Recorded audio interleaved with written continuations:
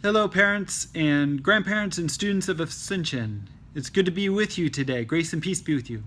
If you haven't read Genesis 1 yet, please do so before continuing with this video. So Genesis 1, in order to understand the Genesis creation narrative, it's good to have background information and understand the history in which it was written in order to better understand what is going on in Genesis 1. Genesis 1 was written when the Judean people were in Babylonian exile. And so what happened was about 6 centuries before Jesus' birth, in the Old Testament times, the Judeans were conquered by the Babylonians, and lots of the Judean people were sent into exile in Babylon. And when they were in Babylon, they heard a lot about the Babylonian religion. And what they heard was about the creation story. And so the Babylonians had their own creation story, just like the Jewish people had their own creation story that's recorded in Genesis 1. And the Babylonians had this creation narrative that was based on a polytheistic worldview. So polytheism means that they believed there were many different gods. And so they believed a long time ago there was a war among these many gods, and that the conquered gods were slain, and that the world and creation were the result of this slain God, and that humans were created from the blood of one of these slain gods.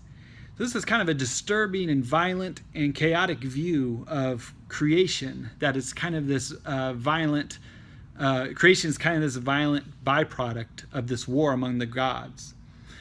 So the Israelites recorded their creation narrative as a kind of protest against this Babylonian narrative. So we can read Genesis 1 as a kind of protest against the Babylonian view, which they heard about. And so the Israelites believed in monotheism, which means that they believed there was one God who intentionally and beautifully and lovingly created the universe and the world and us. And so look at how many times that the word good is used in Genesis 1. It's used over and over again. And they want to emphasize that God loved the world, that the world God created was good, that the world and the universe isn't this byproduct of violence, but that God intentionally created the world and said that it was good.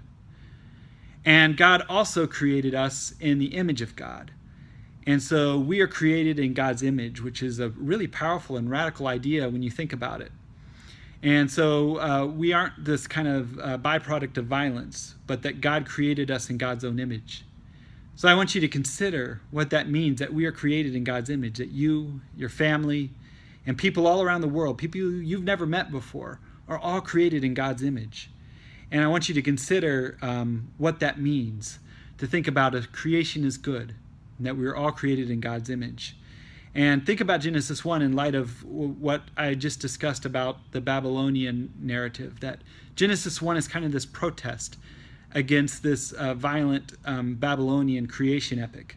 And that in doing so, they told a story about God's love for us, and that we're created in God's image, and that we are beautifully and wonderfully made. And so I want you to consider that with your parents and your grandparents, and may you be blessed in your discussion. And may grace and peace of Christ be with you all. I look forward to seeing you again. Have a good night. Bye-bye.